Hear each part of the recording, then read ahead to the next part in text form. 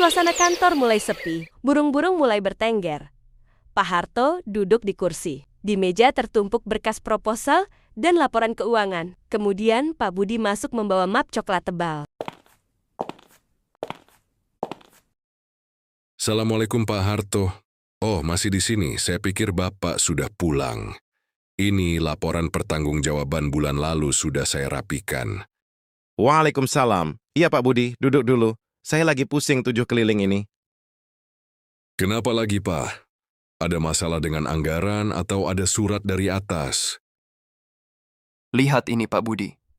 Tagihan listrik, tagihan kredit motor istri, iuran sekolah anak yang mau ujian masuk universitas. Belum lagi iuran arisan pengajian yang menunggak 2 bulan.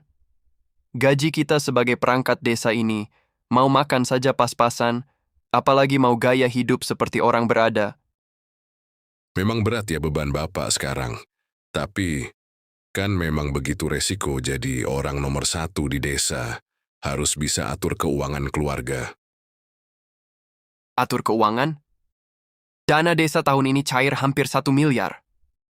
Angka yang besar sekali. Tapi semuanya harus habis untuk proyek, untuk warga, untuk ini itu. Kita sebagai yang menggarap, cuma dapat gaji honor yang tak seberapa. Adil menurut Bapak? Itu uang negara, Pak, uang rakyat. Sudah ada aturannya masing-masing. Tidak boleh sembarangan diambil atau dipakai untuk keperluan pribadi.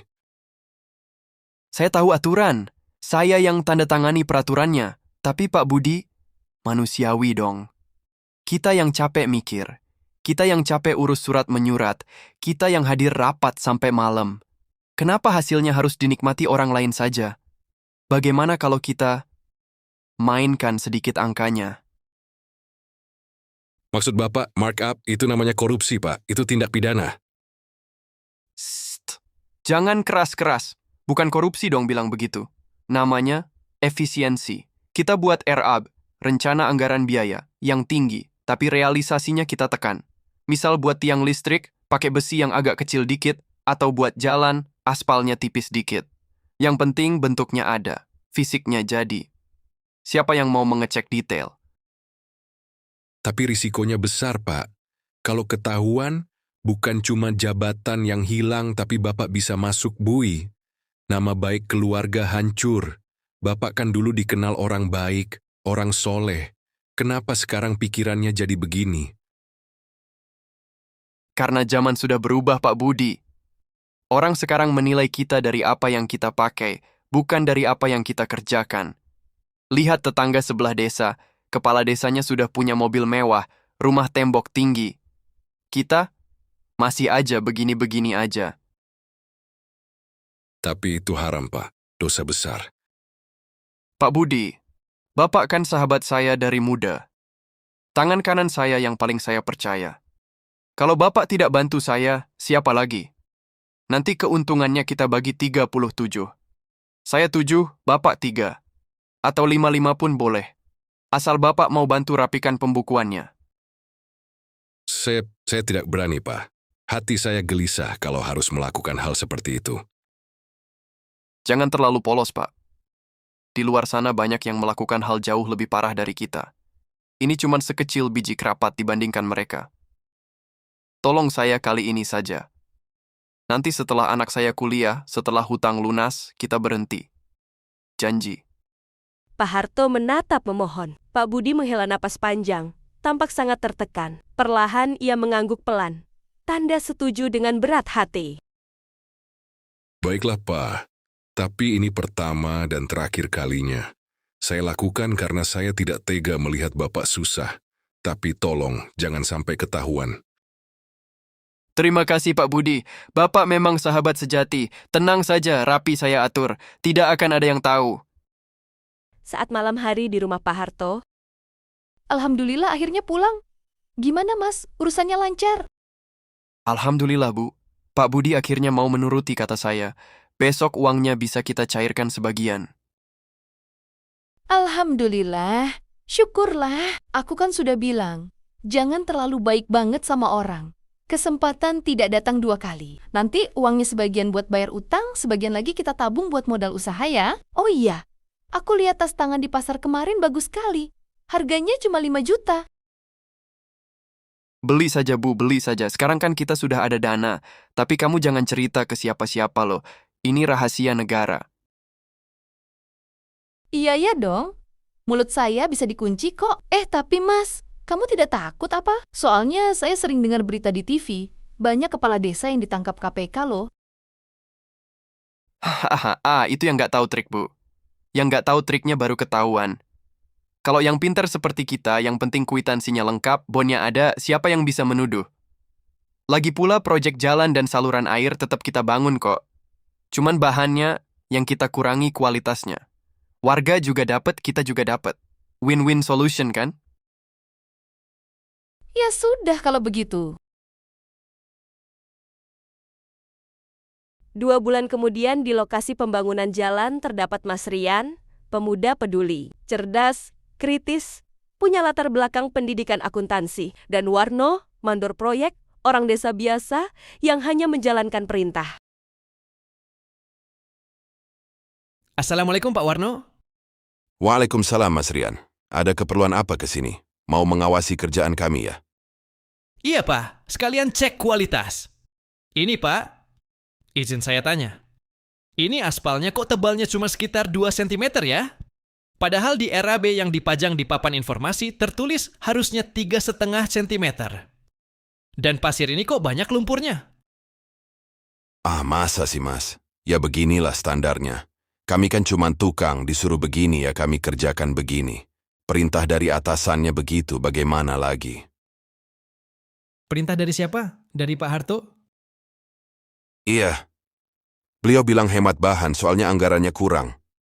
Tapi saya dengar-dengar dari teman di kantor desa. Dana yang turun besar loh, Mas. Kok bisa bilang kurang?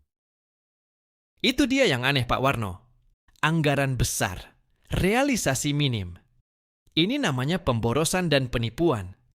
Nanti jalan ini baru dipakai setahun pasti hancur. Uang rakyat melayang begitu saja. Sudahlah, Mas Rian, jangan terlalu kritis. Nanti dianggap menghambat pembangunan loh. Bapak Harto kan orang berpengaruh di sini. Justru karena dia pemimpin, dia harus jadi contoh. Kalau dia curang, kita diam saja, sama saja kita mendukung kejahatan. Terima kasih infonya Pak Warno. Data ini akan saya bawa untuk bahan rapat nanti.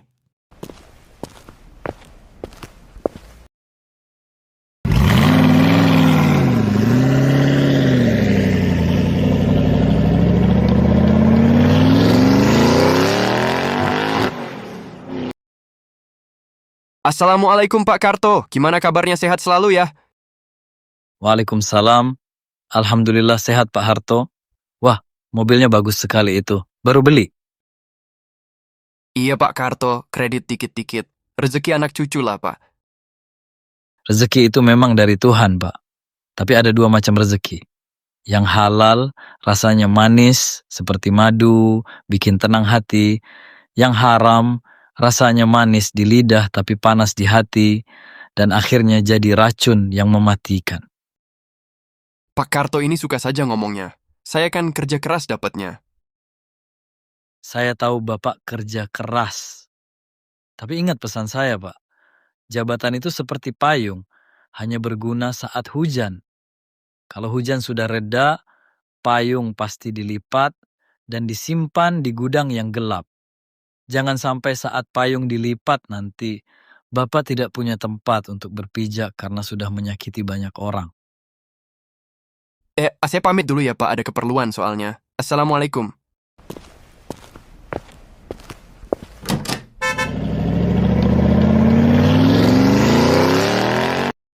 Insya Allah hati nuraninya masih berdenyut. Semoga sadar sebelum terlambat.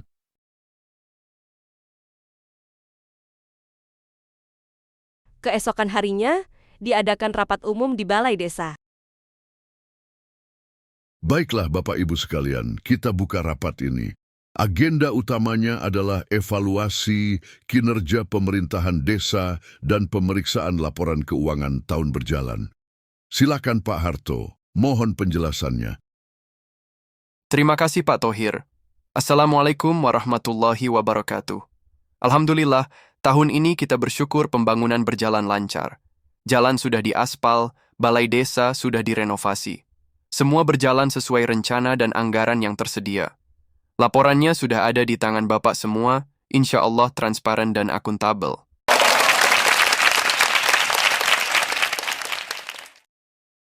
Mohon izin menyela, Pak. Saya setuju fisiknya jadi, bentuknya ada. Tapi pertanyaannya, apakah sesuai standar? Maksudnya apa, Mas Rian? Jangan menyebar isu tidak benar. Ini bukan isu, Pak. Ini data faktual. Saya sudah survei langsung ke lokasi. Tebal aspal yang tertera di RAB adalah 15 cm, tapi di lapangan hanya 8 cm. Penggunaan besi beton seharusnya ukuran 12 mm, tapi yang dipakai 8 mm. Ini bukan pembangunan, Pak. Ini membuang-buang uang. Ya ampun, parah itu. Itu karena harga material naik. Kami terpilih berhemat demi efisiensi. Harga material naik? Saya sudah cek harga di 3 toko bangunan besar di kecamatan. Harganya justru turun 5% dari tahun lalu. Jadi mana yang benar, Pak? Atau jangan-jangan ada yang dikantongi? Jangan asal tuduh. Kamu ini siapa? Cuma anak muda sok tahu. Cukup Pak Harto, jangan main kasar. Di sini kita bicara data. Kalau Bapak merasa benar, tolong tunjukkan bukti bon pembelian material yang asli, bukan yang dipalsukan.